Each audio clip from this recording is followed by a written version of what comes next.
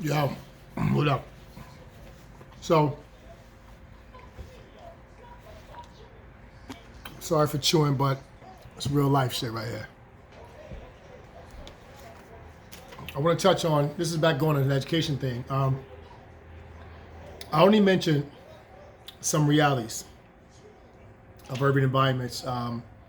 Let's say the overwhelming number of people that doesn't have a higher education than let's say high school, the overwhelming number of people who may have jobs where they work in hand to mouth or need 2 and 3 jobs to supplement their education, may not have good quality health care, need governmental assistance.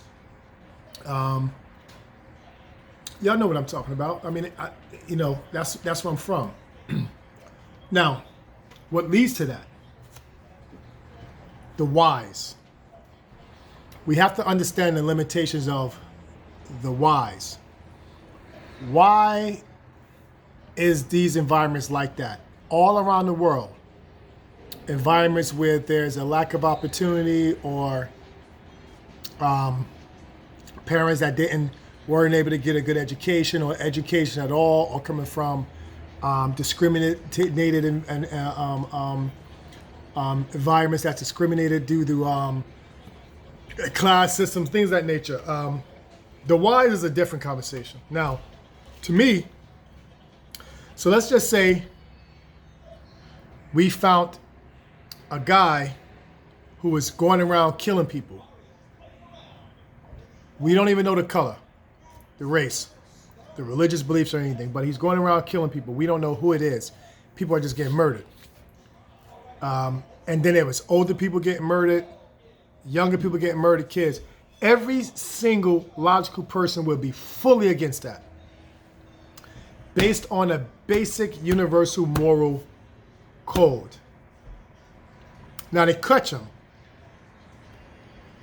Our perspective will evolve depending on the race, the religion, and the background story. So if it's a black man from America, and you hear his story, his mom's, first we got the basic foundational story, slavery, consistent discrimination, the system in America. Then to compound that, the contemporary story, broken family, maybe seeing his mom's or his father going through the system. All the things we can think of, which led him to rage. Or he was white, and he felt as though America is losing its moral compass. It's moving from a Christian society to the last days. Or the white man who feel as though white people are losing their seat of power. Or let's just say is a Muslim of any race who feel as though they're fighting the infidel, they're fighting the enemy that's killing people in their homeland. I'm talking about the Arab Muslims, Middle Eastern Muslims, European Muslims, whatever. Or, y'all get the point. So without details, there's a basic human moral compass that we operate off of. It's only until our biases come in that we start to distinguish and we start to formulate perspectives based on our background. So you may see an individual who study Black history and study all the things, laws that was passed that discriminated against blacks, benefited whites, the history of Jim Crow, just everything. They may have a emotional understanding of how and why that black man broke and did what he did. Not to say justifying it, but And a white man will have a background where he grew up in a Catholic or a Christian household, and his parent, he was ultra radical, part of a radical group, and they believe, like many African Americans or American Africans do, that the world is going down a drain and God is going to end it, and he did what he did. And then so on and so forth. The Middle Eastern Muslim who feel as though America policies and the bombings and things, etc. So before we get into the biases, there's a general universal code of a moral compass. So when we get into why something is happening, that's the conversation when you're looking at a solution. Understanding why something happened gives clarity, where if you're reasonable, now it helps you develop a solution. But to express an understanding of why in response to the activity that goes against the universal moral compass is not a wise decision, in my opinion. Because what happens is this: many of us stop at the understanding. So for the black man who know history, and he stops technically and emotionally at the point that all the background of that black man that led to him breaking, he stops there. So when people are talking about how this man is shooting people and then a story come out of his background, because we understand that, we stop there. We are less likely to really express genuine empathy or to acknowledge truthful judgment that is wrong. We're likely to embed ourselves in the emotional perspective of our bias. And oftentimes when I speak about something, many people who doesn't mean harm, they don't even understand that they're stuck in their bias. Historical facts, the Twin Tower bombing is a historical fact. 2 planes crashed into the building. The argument, debate, assertions, beliefs, and rebuttals of whether it was a Jewish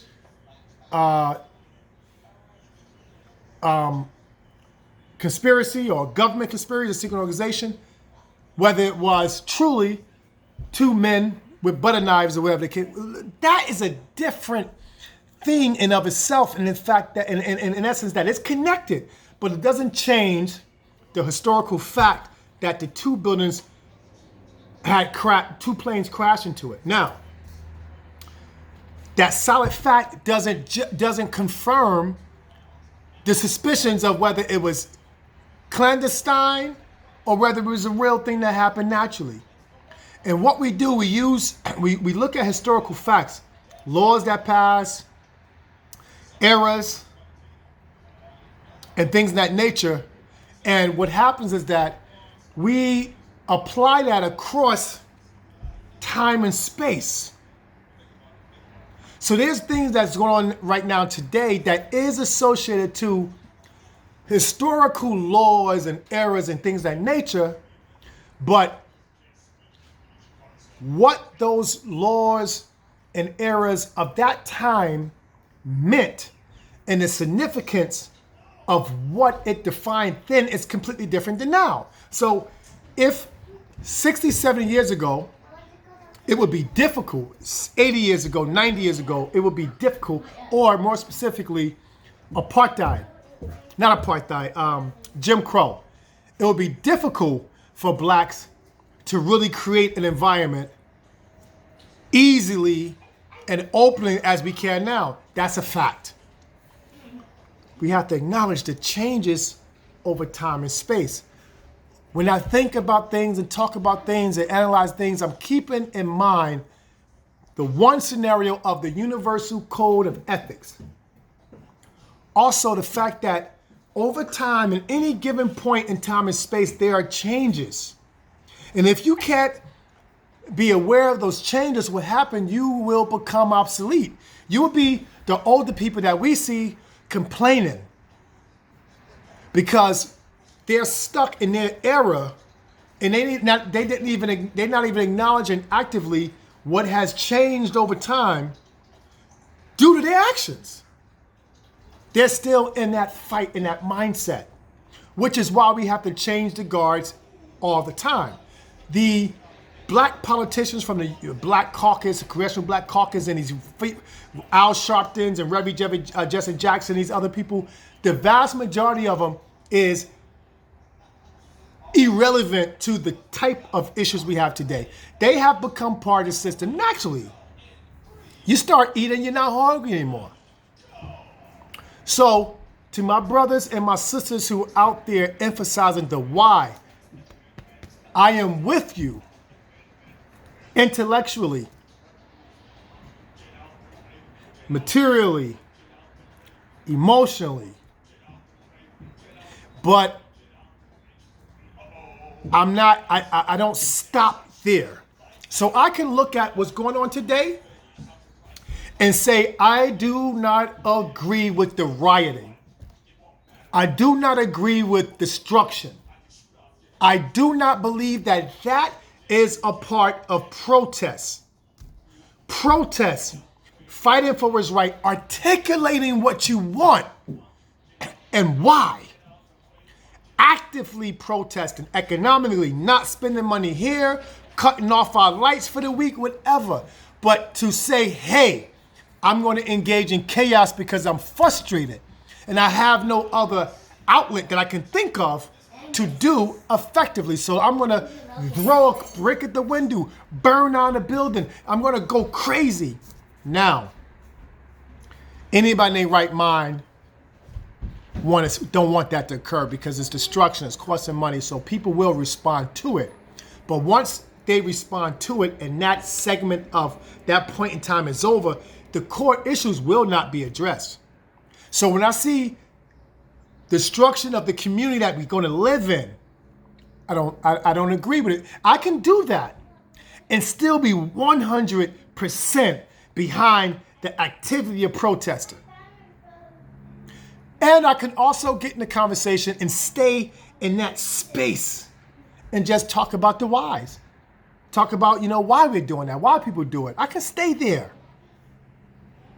But it's not my nature to stay there because I